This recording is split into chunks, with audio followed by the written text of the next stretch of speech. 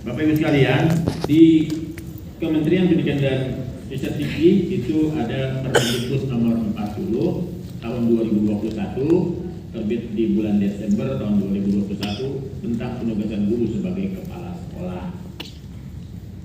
Lalu diikuti ada juga peraturan Dirjen GTK Kemendikbud nomor 5958 tahun 2022 tentang juknis, ya, petunjuk teknis penugasan guru sebagai kepala sekolah.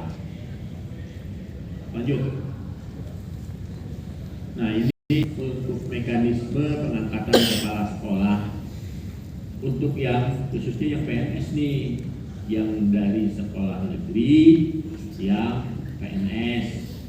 Kalau yang dari sekolah negeri dia P3 gimana Pak? Nanti kita lihat regulasinya lagi, ya. Yang AKI bagaimana Pak? Sama, nanti kita lihat regulasinya. Mudah-mudahan ada perubahan-perubahan regulasi kebijakan. Yang dari swasta bagaimana Pak?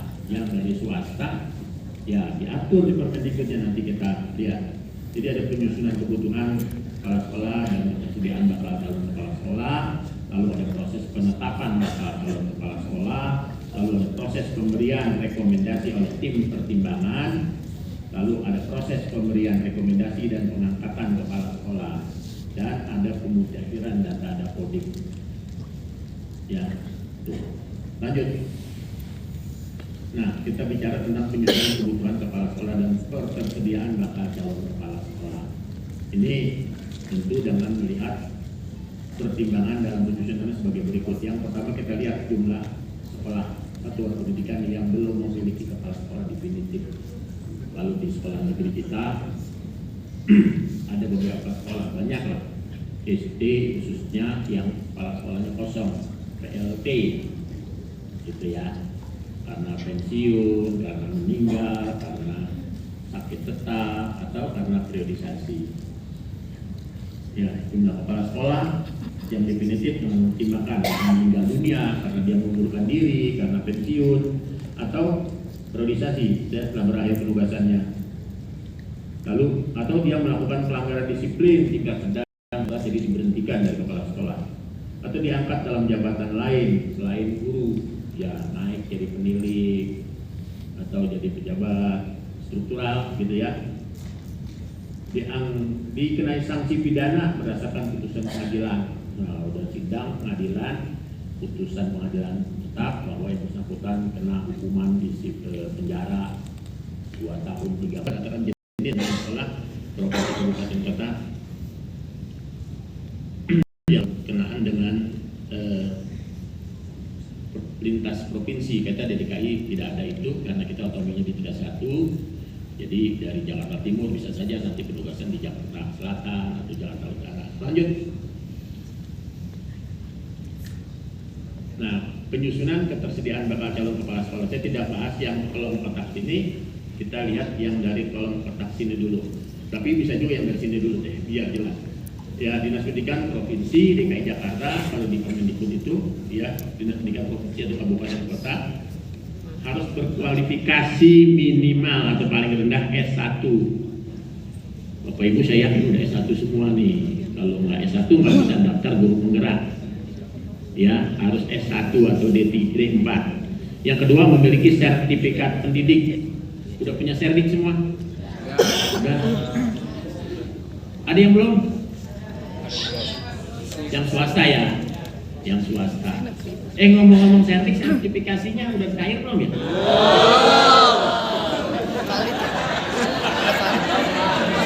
Servernya error. Masih bulan awal. Servernya Saya lagi urusin, sabar ya. Saya kalau ada bunyi sertifikasi kaitannya udah kepikiran saya, wah pasti ini tunjangan sertifikasinya. Sabar, lagi diproses ya. Karena data dari Kemendikbudnya kagak mateng dikasih ke saya harus bolak-balik ngurusin. Ya. Memiliki pangkat paling rendah penata muda tingkat 1 atau golongan 3B, ini buat yang PNS. Ya. Jenjang jabatan paling rendah guru ahli pertama bagi pemerintah dengan perjanjian kerja. Ini yang P3K. Udah ada belum jenjang jabatan untuk P3K? Jadi kan ada Bapak Ibu kan guru P3K kan ada ya? Itu dilihat nanti diperhatikan di suratnya. Jenjang jabatan paling rendah guru ahli pertama bagi pegawai pemerintah dengan perjanjian kerja P3K itu. Yang keenam usia paling tinggi 56 tahun. Saya yakin umurnya masih muda-muda. Ya, karena ketika login mendaftar guru penggerak umurnya udah lewat 50. Ya. Ini untuk yang Mendikbudnya juga baru. Tuh, nanti kita sosialisasikan. Mudah-mudahan Bapak Ibu yang dari swasta ini diangkat oleh yayasannya. Kalau yayasan tempat Bapak Ibu ngajar belum mengangkat, siapa tahu yayasan yang lainnya yang di sebelahnya yang lebih bagus sekolahnya mau mengangkat jadi kepala sekolah. Amin dong gitu.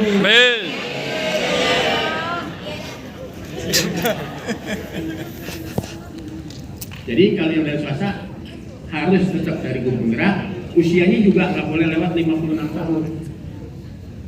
Karena ini peraturan menteri dalam kepala sekolah. Dilihat.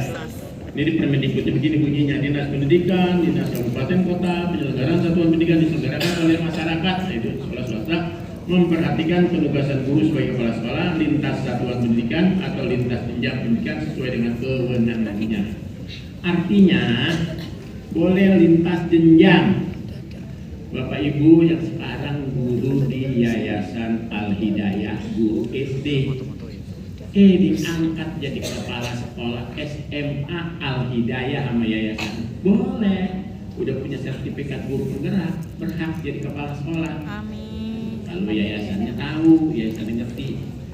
Begitu juga yang guru SMA udah punya sertifikat guru penggerak, biasa ngajar anak SMA, kata yayasannya, ya kamu kan udah penggerak, SD saya kepala sekolahnya nggak ada,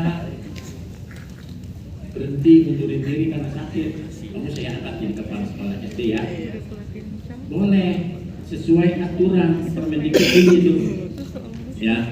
Jadi lintas jenjang, jadi dari guru SD jadi kepala sekolah di SMA boleh, jadi kepala sekolah SMP juga boleh, nggak menyalahi aturan. Sebaliknya gitu, dari guru SMA ditaruh di SD, ya biasa ngajar anak SMA, ngadepin anak-anak SD yang pakai baju putih merah, nggak boleh gitu. Disyukurin, tetap dilayani. Toh yang kita layanin juga sama, guru, siswa, ada guru, ada sarana, ada keuangan. Di jenjang SMA juga ada guru, ada siswa, ada keuangan, ada sarana, ada kurikulum. Kebutuhan kepala sekolah dan ketersediaan bakal calon kepala sekolah, Permendikbudnya bunyi begini. Dinas Pendidikan Kabupaten Kota, penyelenggara pendidikan satuan pendidikan diselenggarakan oleh masyarakat, nah itu swasta berarti, melakukan penetapan kebutuhan bakal calon kepala sekolah dan bakal calon sekolah berdasarkan hasil penghitungan kebutuhan kepala sekolahnya. Ya kalau yayasan Al-Hidayah punya jenjang TK, SD, SMP, SMA, SMK, dilihat nih dari 5 jenjang sekolah yang dia punya, yang punya guru penggerak ada berapa di sekolahnya dia?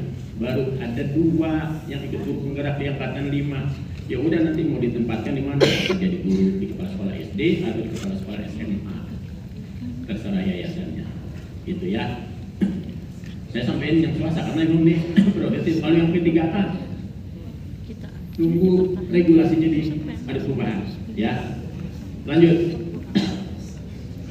Proses penetapan bakal calon kepala sekolah di Permendikbudnya bunyinya begini. Penyampaian undangan bakal calon dinas kabupaten kota dan penyelenggara pendidikan yang diselenggarakan oleh masyarakat, menyampaikan undangan kepada guru yang persyaratan awal. Ya, tadi sudah saya undang untuk yang PNS yang bakal ditempatkan di luar negeri. Hari ini juga saya mau silaturahmi dengan teman-teman yang dari swasta, yang dari P3K, yang dari KKI, yang dari Honor Murni. Intinya hari ini kita dapat pertemuan awal. Lanjut. Bagaimana? Ini untuk yang negeri saja kayaknya yang sulit. Kita mengadakan pembuatan dokumen. Yang swasta kita meminta juga pemberkasan dokumen, atau yang P3K atau yang KKI. P3K-nya. Iya. Ini kita mau ada pemberkasan pengumpulan berkas dokumen satuan pendidikan. Ya, manajerial. Nanti dilihat manajerial itu apa aja. surat keterangan sehat jasmani rohani dari rumah sakit pemerintah ya RSUD Puskesmas Kecamatan